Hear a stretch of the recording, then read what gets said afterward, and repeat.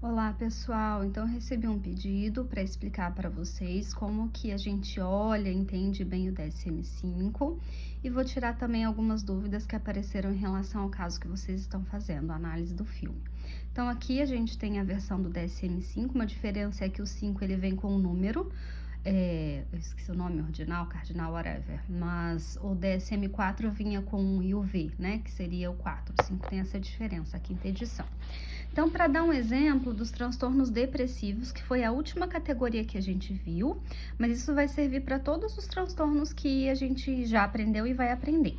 Então, ele traz essa primeira página descrevendo os transtornos, tá vendo?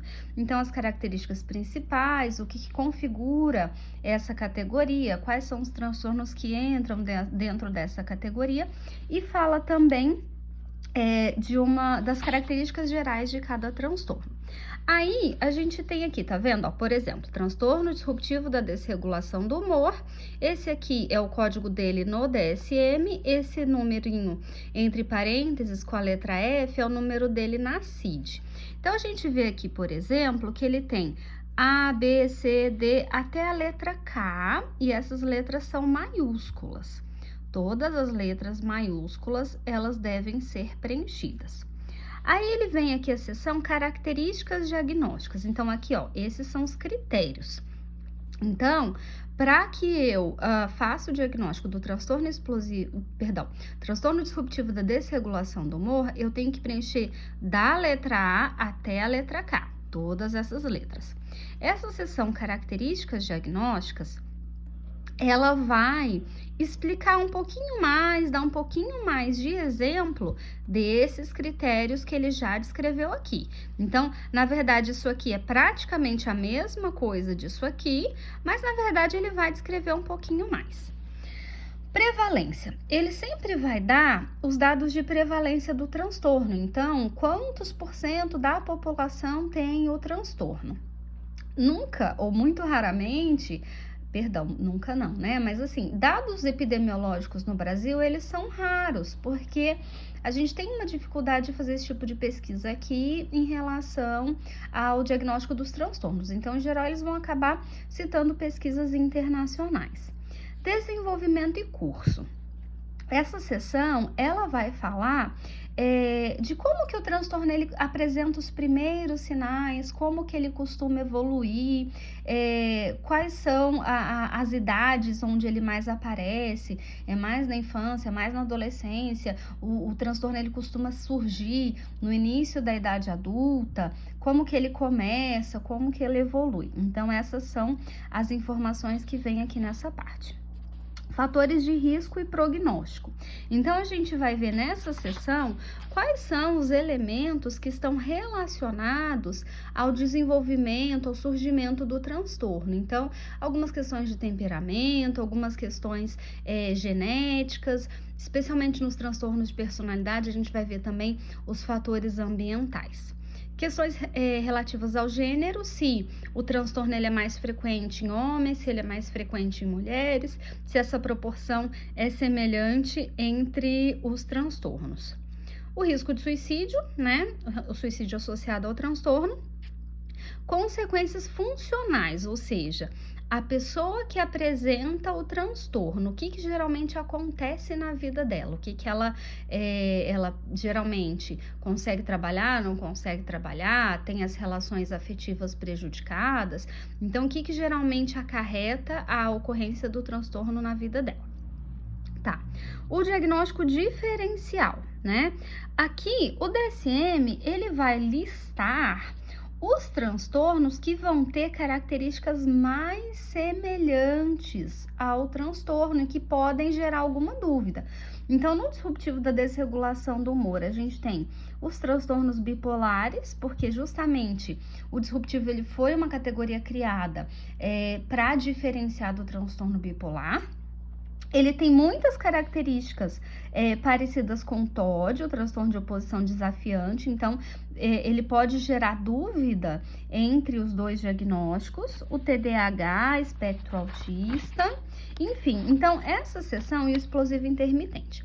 Essa seção do diagnóstico diferencial do DSM, ela vai listar os transtornos que têm características semelhantes àquele que a gente está estudando e que podem confundir. Então, ele vai falar o que é igual, o que é parecido e o que é diferente, como diferenciar um transtorno de outro. E comorbidade, então, quais são os transtornos que geralmente acabam sendo comórbidos? Comorbidade é ter 2 ou mais transtornos ao mesmo tempo. Então, o diagnóstico diferencial é: olha, esse transtorno ele tem características semelhantes a outros transtornos. Verifica qual é realmente o diagnóstico correto. A comorbidade quer dizer: a pessoa que tem esse transtorno pode apresentar outros transtornos junto, comórbido. Então, ele vai falar desses que são mais frequentes. Então, essas são as seções do DSM. A gente sempre vai ter essa mesma lógica dentro do manual. Em relação ao transtorno depressivo e o transtorno bipolar, que são os transtornos que a gente tem mais dúvida, né? Então, por exemplo, transtorno depressivo maior. Ele traz aqui os critérios diagnósticos. Então, vamos lá, tá vendo aqui? Critério A, a letra A maiúscula. Então, ele vai me dizer assim, do critério A, ele vai ter por 2 semanas uma mudança, pelo menos um dos sintomas vai ser humor deprimido ou perda do interesse. E de 9 critérios, tá vendo que o critério A, aqui critério A, de 9 critérios, aqui ele tá dizendo que tem que ter pelo menos 5. E desses 5, pelo menos um vai ser o critério 1 ou o critério 2, tá bom?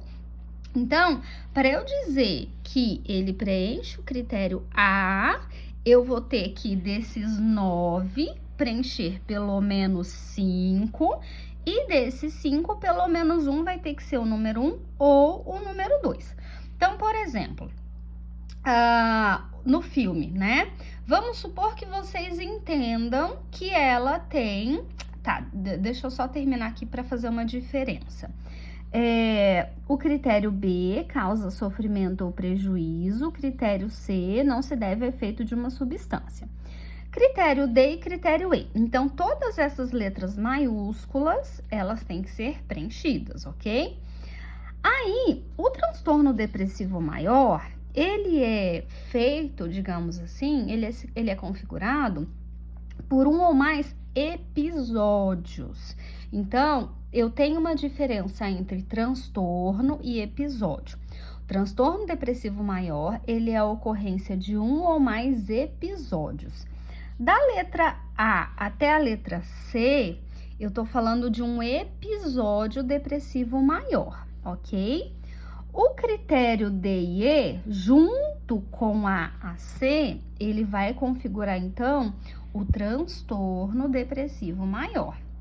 Então, olha só, para falar, então, que a pessoa tem o transtorno depressivo maior, eu vou ver o episódio de A a C, então, pelo menos 5 critérios, sendo 1 ou 2, da letra A, causa sofrimento ou prejuízo, não se deve ao efeito de uma substância, e ali o diagnóstico diferencial e a diferença para o luto, tá bom? Então, vamos lá para o filme. Vamos supor que eu ache, tá? Que eu pense que o diagnóstico dela é transtorno depressivo maior, tá bom, tá? Não tô dando a resposta, porque também pode ser bipolar, disruptivo, enfim, qualquer um dos transtornos que a gente viu, desde os psicóticos, bipolares e depressivos, tá? Mas vamos supor que eu entenda que ela tem o transtorno depressivo maior, tá bom?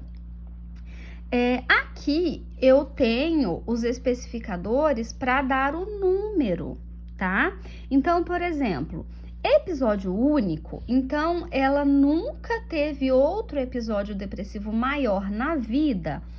Tá bom, se é episódio único, eu vou vir nessa coluna aqui, tá? Lembrando que o 4º dígito, os 3 primeiros dígitos são 296, tá vendo? O 4º dígito é 2, se for episódio único, e o 4º dígito é 3, se for episódio recorrente. O que é o episódio recorrente? Eu já tive um episódio depressivo no passado, então já não é a primeira vez que eu tô deprimida, tá bom? Então, essa é a primeira decisão, já entendendo que eu entendo que o diagnóstico é transtorno depressivo maior. Ah, é episódio único ou é recorrente? Então, isso vai me dar o quarto dígito. Próxima decisão que eu tenho que tomar é a seguinte: esse episódio atual que a pessoa está, ele é leve, é moderado, é grave, tem características psicóticas, já está em remissão, parcial, completa, enfim. Então, isso vai corresponder ao quinto dígito. Então, por exemplo, se eu entendo que a pessoa ela tá num episódio único, é a primeira vez que ela tá deprimida, e que é um episódio leve, tá? Então, o diagnóstico dela vai ser transtorno depressivo maior, episódio único, leve. E o código vai ser 296.21. Ok. Só que o meu episódio depressivo, ele pode ter essas características aqui. Então, ele pode ser um episódio com sintomas ansiosos, com características mistas, com características melancólicas, com características atípicas. Então, aqui eu tenho o número da página que vai descrever, tá? Então, vamos pensar assim, eu tô fazendo análise do filme, eu entendi que ela tem transtorno depressivo, tá bom? E eu acho que é o episódio único leve. Então, eu já pus o número, já descrevi que é leve. Eu vou pegar, eu acho que o critério 1, humor deprimido. Então, eu vou copiar humor deprimido na maior parte do dia. Eu copio esse critério e colo. Aí, eu vou pegar o exemplo do filme que corresponde a esse critério e vou pôr na frente. De vermelho, de itálico, de negrito, para separar o critério do exemplo do filme. Aí, eu peguei todos esses critérios para transtorno depressivo, avaliei cada critério, dei o exemplo, tá bom? Identifiquei o código, se é episódio único, recorrente, o nível da gravidade. Aí, o meu próximo desafio vai ser as características sintomáticas adicionais. Então, eu vou lá para a página 184. Tá, vou passar aqui, 184, aqui, tá? Especificadores para o transtorno depressivos, tá bom? Então, com sintomas ansiosos. Então, atualmente, eu tô num episódio depressivo, mas eu também tô me sentindo, de 5 critérios, tem que ter pelo menos 2. Eu também tô me sentindo nervosa ou tensa, e eu também tô com dificuldade de me concentrar, porque eu ando muito preocupada, tá bom? Já preenchi 2. Então, eu tô com um transtorno depressivo maior, episódio único leve com sintomas ansiosos. Mas aí eu vou pegar esses critérios e também dar um exemplo. Então, lá no filme, né? Qual é o exemplo de que eu entendi que ela tava nervosa ou tensa? Tá bom? E aí, essa gravidade é pro especificador. Mas eu também tenho um episódio com características mistas. Então, por exemplo, eu estou num episódio depressivo maior dentro do transtorno depressivo, mas eu tenho alguns sintomas de episódio maníaco concomitante. Daí eu vou chamar com características mistas. Por quê? O meu episódio atual é depressivo, mas dentro desse episódio eu tenho sintomas que não preenchem critérios para mania, tá? Mas eu tenho alguns sintomas junto com o episódio depressivo, tá bom? Aí eu tenho as características melancólicas, eu tenho com características psicóticas, eu tenho com catatonia, com padrão sazonal, a gente já em remissão parcial, os especificadores de gravidade. Tudo isso a gente já viu lá na aula que eu postei no YouTube. Então, para entender melhor cada critério dos especificadores, pode assistir a aula. Aline, eu posso ter só um especificador ou mais de um? Alguns especificadores, eles são mutuamente excludentes. Como assim? Bom, características melancólicas não combinam muito com características mistas e também não com características atípicas. Vocês vão ver que os sintomas, eles não batem. Então, é complicado eu ter mais de um especificador. Mas, por exemplo, talvez eu tenha com sintomas ansiosos e com características melancólicas, ou com sintomas ansiosos e com características atípicas. Talvez eu tenha com padrão sazonal e com características psicóticas. Então, alguns especificadores, eles podem ter a possibilidade de acontecerem juntos, tá bom? Então, aqui mais ou menos eu expliquei dos especificadores para vocês. Deixa eu voltar lá no transtorno bipolar, que eu acho que ele também gera muita confusão, tá? Então, reveja a aula e daí dá uma olhadinha aqui no bipolar para tirar as dúvidas que ainda ficarem. Bom, a mesma coisa, ó. Transtorno bipolar e transtornos relacionados. Ele faz uma visão geral e fala dos transtornos que estão aqui. Transtorno bipolar do tipo 1, ó. Ele vai falar, para diagnosticar bipolar do tipo 1, é necessário o preenchimento dos critérios a seguir para episódio maníaco. O episódio maníaco pode ter sido antecedido ou seguido por episódios hipomaníacos ou depressivos maiores. Então, presta muita atenção. Para eu diagnosticar transtorno bipolar do tipo 1, necessariamente eu tenho que ter apresentado ou estar atualmente em um episódio maníaco. Nunca tive um episódio maníaco, então meu diagnóstico não é bipolar do tipo 1. Posso ter tido episódio depressivo? Posso, mas não necessariamente. Então, aqui ele vai descrever o episódio maníaco. Ó, então, o critério A. O critério B, ele tem 7 itens. Desses 7 itens, eu tenho que preencher pelo menos 3 se o humor for eufórico ou 4 se for irritável.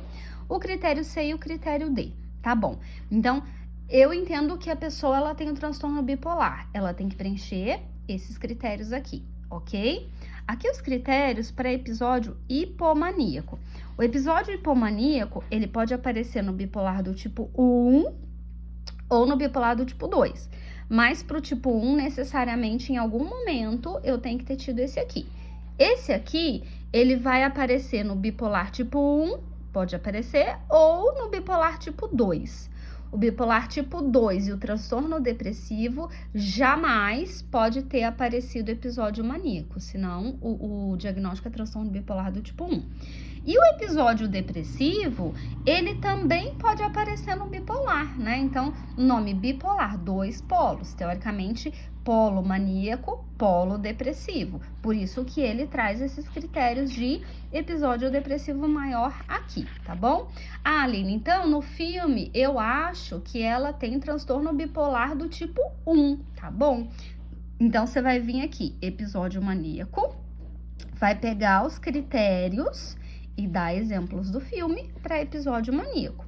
Ah, tá bom. Além de episódio maníaco, eu entendo que ela tem episódio depressivo maior. Tá bom. Então, eu também vou pegar os critérios de episódio depressivo maior e dar exemplos do filme. Ótimo, né? Ai, Aline, mas qual que é o código, né? Eu entendo, então, que ela tem transtorno bipolar do tipo 1. Qual que é o código que eu vou dar para esse transtorno? Bom, lembra que os 3 primeiros dígitos são 296, tá bom. Eu vou considerar o episódio atual mais recente. Bom, então agora ela tá numa depressão? Tá, então ela tá numa depressão. Então, se ela tá numa depressão, eu tô nessa coluna aqui, ó. Episódio atual ou mais recente, depressivo. Então, o 4º dígito é 5. Ah, não, Aline, eu entendo que o episódio mais recente, ou que ela tá agora, é maníaco. Ah, então eu tô nessa coluna aqui, cujo 4º dígito é o número 4. Ah, e o 5º dígito? O 5º dígito é isso aqui. É um episódio, o atual mais recente, leve, moderado, grave, com características psicóticas, em remissão parcial ou em remissão completa. Então, eu sempre vou considerar para codificar o transtorno bipolar, o episódio mais recente maníaco ou depressivo. Então, aqui essa tabelinha, se eu entender que no filme ela tem transtorno bipolar do tipo 1, aqui estão as características diagnósticas. Todos esses elementos aqui são aqueles que eu já expliquei antes. Daí, o transtorno bipolar do tipo 2, ele já vem com o código pronto, tá? 296.89. Então, todas aquelas características para o diagnóstico, o código não precisa, porque ele já vem com o código pronto e aqui o código da CID. Aí, o bipolar do tipo 2, ele só pode ter hipomaníaco, porque se tem mania, é bipolar do tipo 1. Ele vai ter também episódio depressivo, tá? Então, ó, bipolar do tipo 2, preenchimento dos critérios a seguir para o episódio hipomaníaco atual anterior e os critérios para episódio depressivo maior. Então, bipolar do tipo 2, hipomania e depressivo. E para esses episódios, ó, segue a ideia dos especificadores, tá bom? Então, eu espero que eu tenha ajudado, tirado as dúvidas de vocês e qualquer coisa vocês me mandem um WhatsApp.